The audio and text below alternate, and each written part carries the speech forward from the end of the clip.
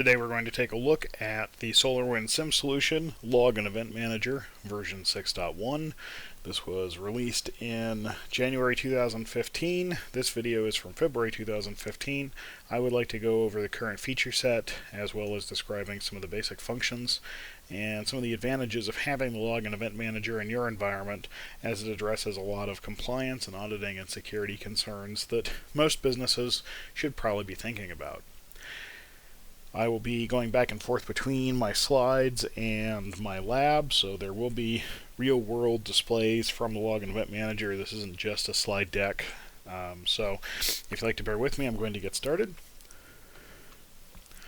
I like to start by describing how we're going to collect information for the Log and Event Manager. There are two means that we usually use for collecting information, like the logs and events.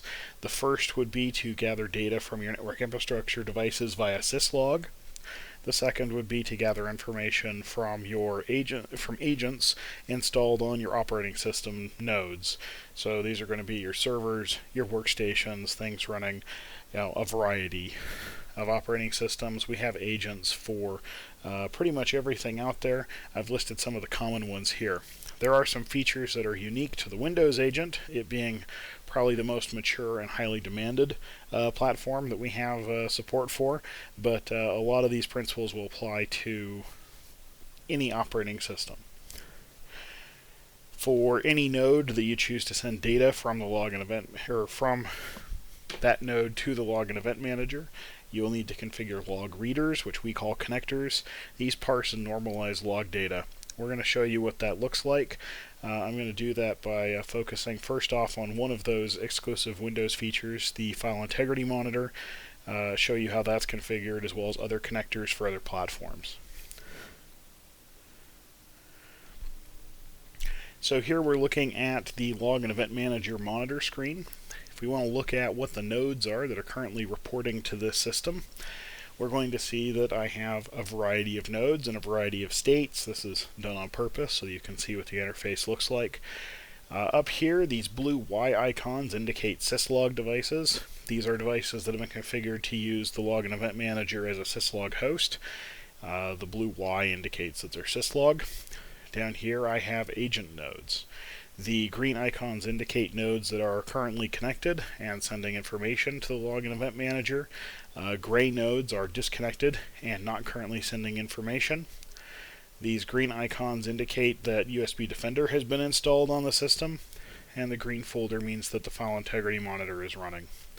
Talking about how the connectors are configured in Windows, because they've had a good standard for many years and their log files don't change very much. When the agent is deployed, it will automatically begin reading the system, application, and security logs. However, you can add additional connectors to any server or node to grab certain application-specific logs. We have our connectors broken down by various categories. So, for example, if I want to look at application logs or antivirus logs or various firewalls,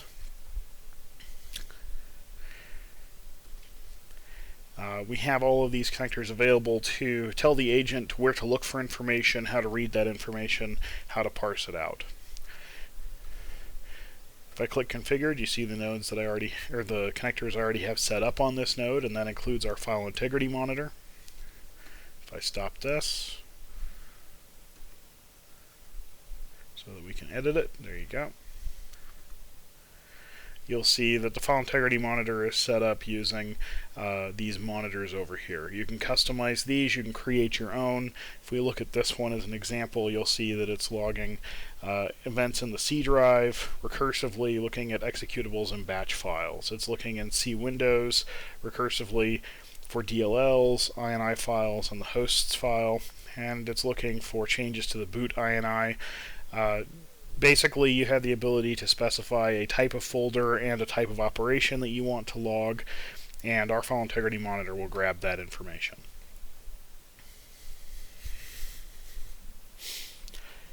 For other systems, for example, if I jump over to one of my Linux nodes,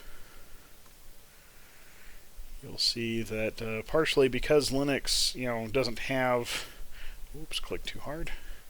Because Linux has different standards depending on which distribution you're running and what applications, by default there may not be very many connectors configured. But on this one, you'll see that I have set up connectors to read my off log, my user log, my package log. As long as I can find the log file in the file system, I can tell the agent where to look and what formats to expect, and that information will be normalized.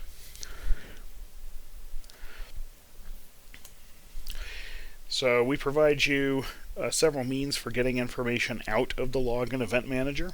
The first is the monitor tab that I started with, and that combines with our Ops Center.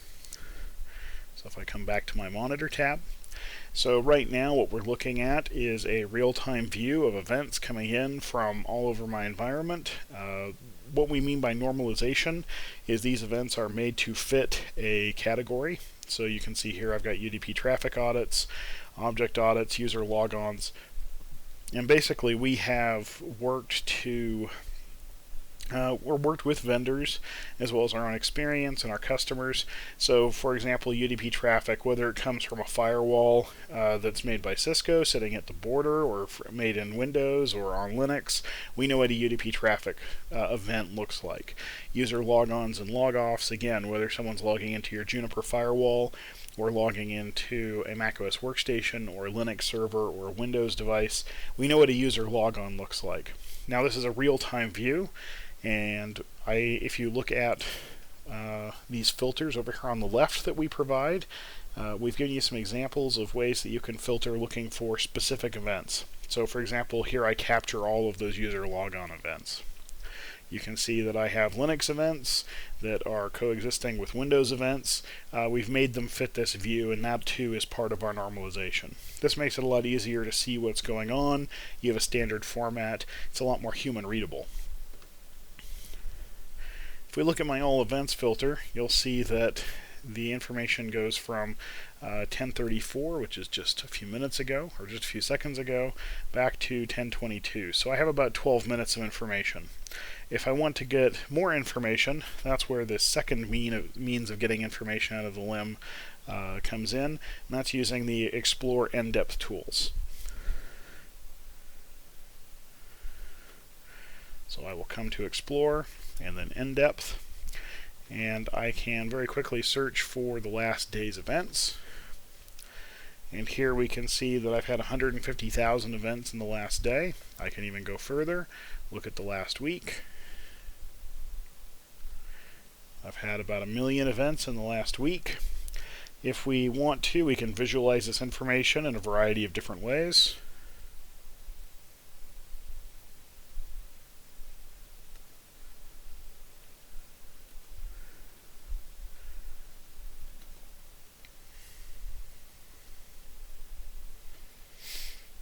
I tend to like the result view because it's the closest to what the original messages look like, and it's very easy to search and to understand.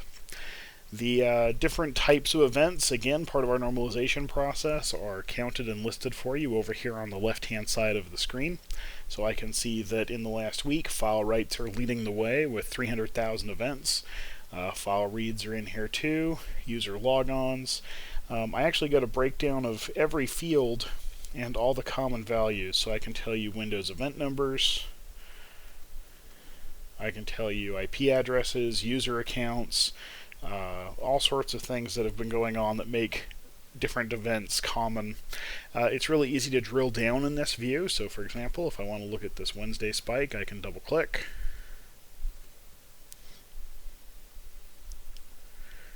Double click again.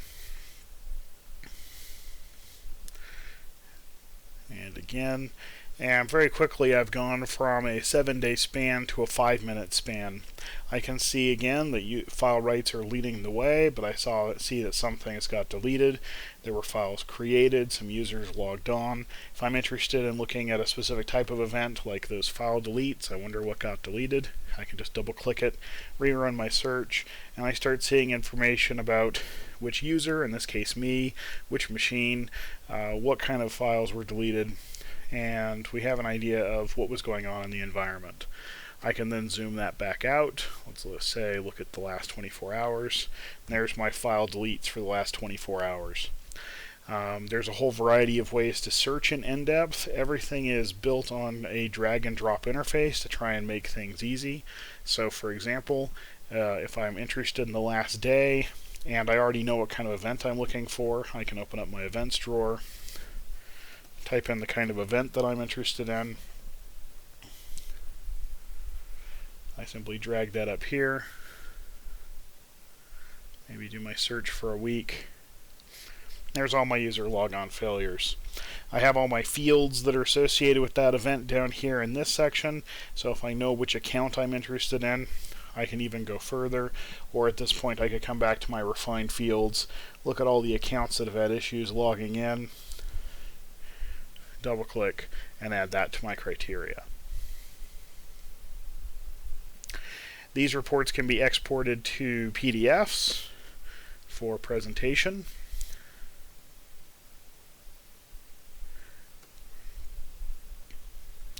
And you'll get all of the different visualization methods. These can be customized to include or exclude whichever views you want. You can also save these searches if you find a set of criteria useful or that you're coming back to it over and over again, at which point it will live in your saved searches down here. You can also have your saved searches run on a schedule and sent to you in email as a CSV file, which you can then analyze, sort, and manipulate in a program like Microsoft Excel.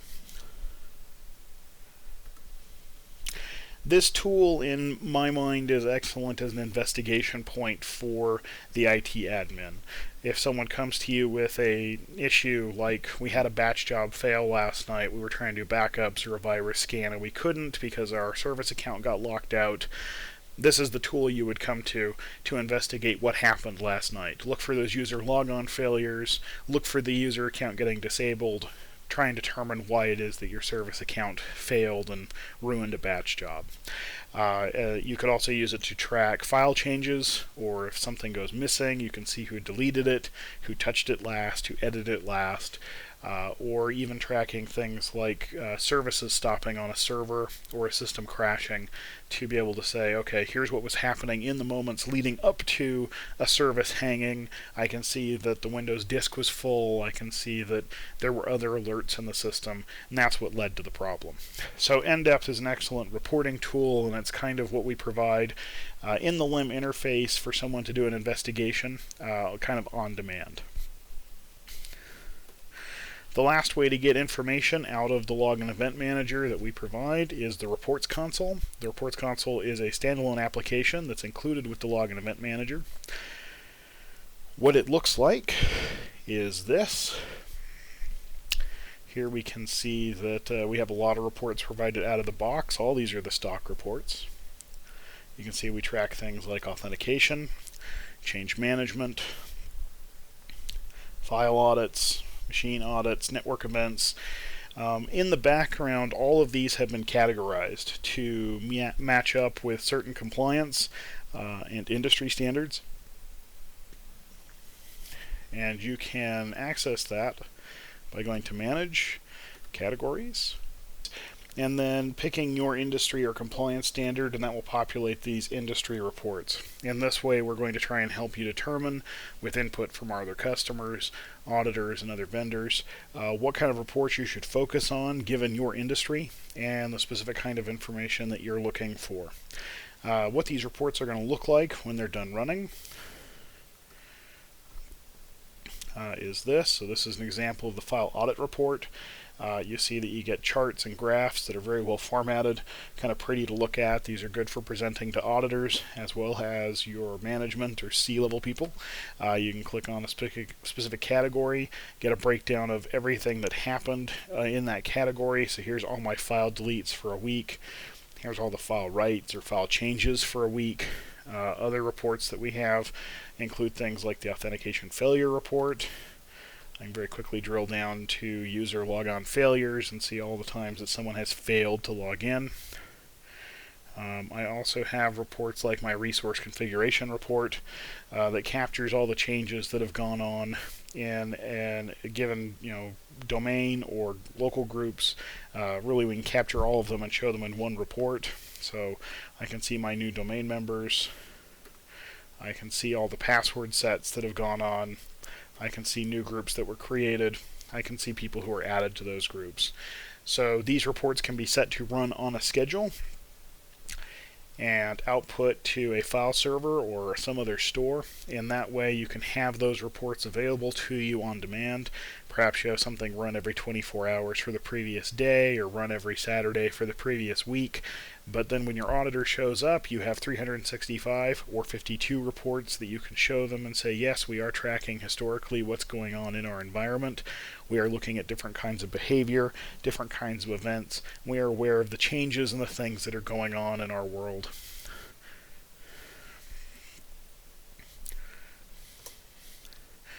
Now, between getting the data into the LEM and getting the data out of the LEM is where one of the more powerful features of the Log and Event Manager lives, and that's in our rules correlation engine. This is kind of a behavior matching tool. It doesn't run definitions for specific pieces of code, but it looks for certain types of behavior which we class and then respond to. Many templates are provided, and we've categorized them in the same way that we've categorized our reports. So if I come back here and I go to build and then rules, you'll see that here's kind of a list of all the templates that we have. And over on the left, we have different categories that we've created, again, with input from other customers, from auditors, so that we can say, okay, I'm very curious about authentication events. We have a category for that. I'm curious about changes to user accounts in my domain or local groups. I'm interested in being compliant to a certain standard.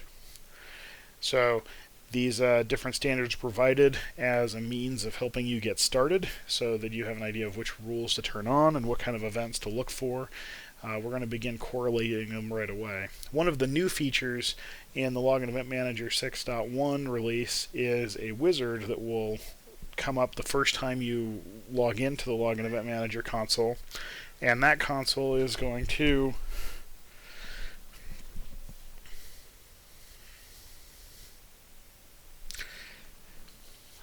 the first time you log into the Log and Event Manager console, and that console is going to walk you through turning on rules based on our categories.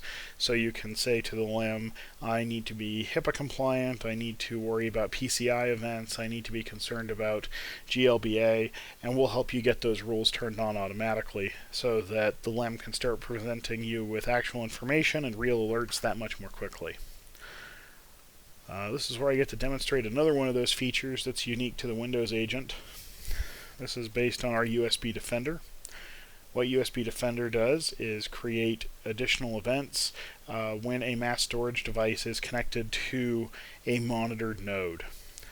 Now, by default, that's all it does. However, you can create rules like this one that look for devices being attached that are not on the whitelist, and then taking action to detach them and send a pop-up message to my user.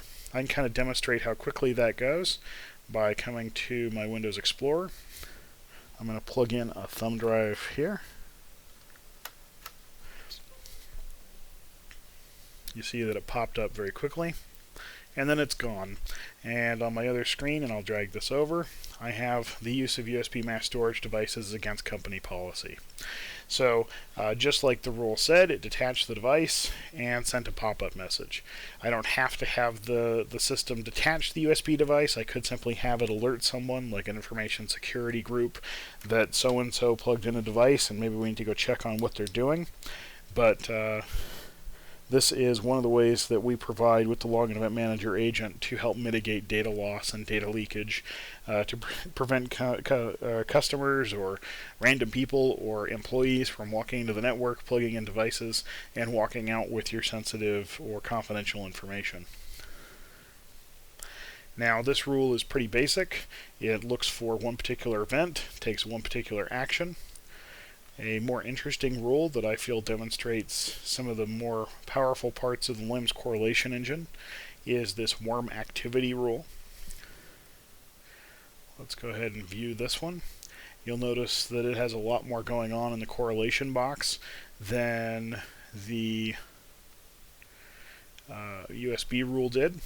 In this case, we start by looking for a process stop event, where that process that stopped matches up with known antivirus or firewall processes.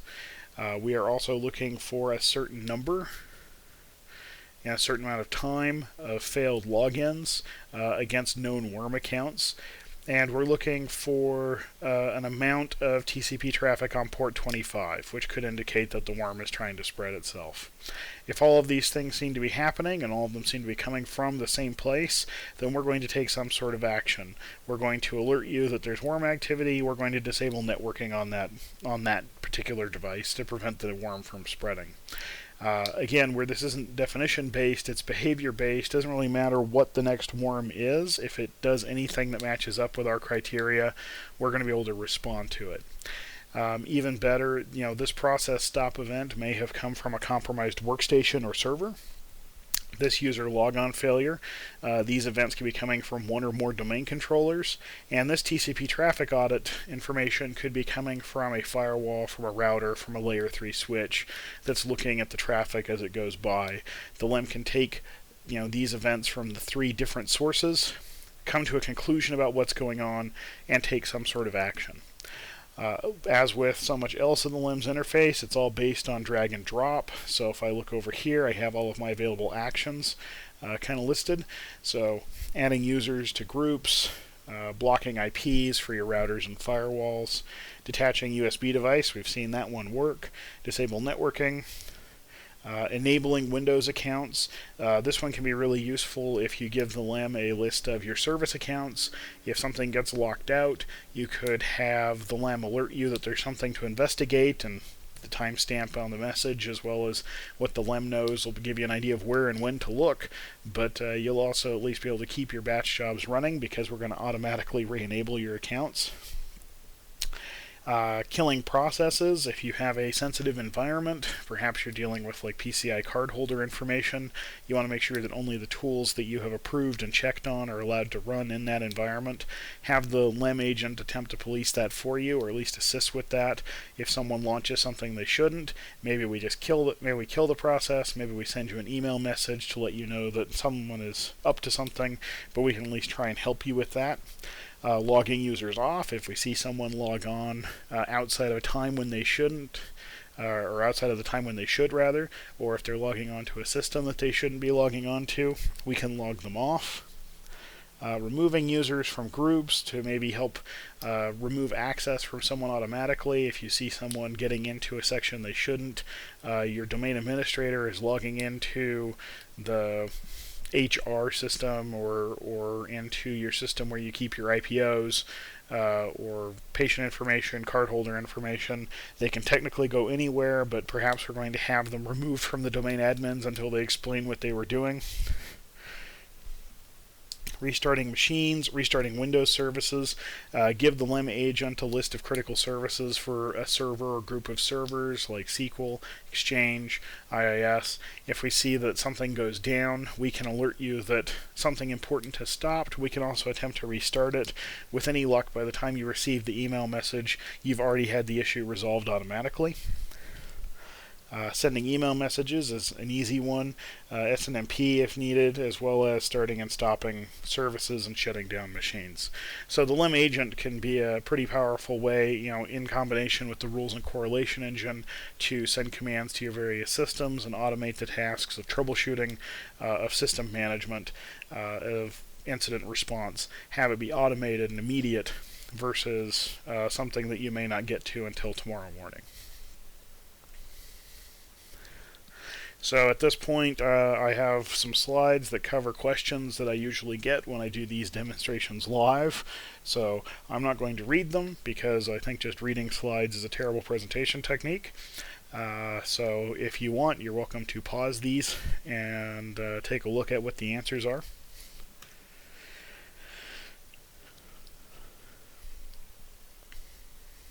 One of the things that also comes with support that I like to cover is that last bullet point, new connectors and connector updates. If you go through our list of supported devices, supported data sources, and you see that something you care about or own doesn't exist on that, or in the future you buy something cutting edge that the Login Event Manager has never seen before, part of having maintenance on the Login Event Manager is the ability to call into our support desk, and we will work with you to get connectors evaluated and created. New connectors are released about every 2 to 4 weeks. We are constantly adding to the list of products that the Login Event Manager can take data from, as well as refining the connectors that we already have.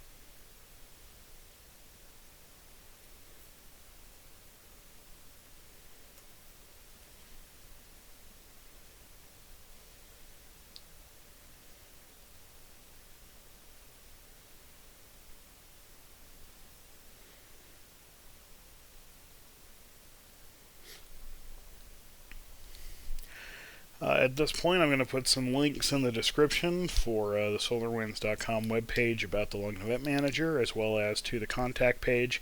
If you have additional questions, if you're interested in pricing, or anything else that I haven't covered yet, or if you're curious about the features or specific questions, contact our sales team. They can get you in touch with one of the sales engineers, or a lot of them can answer the questions for you.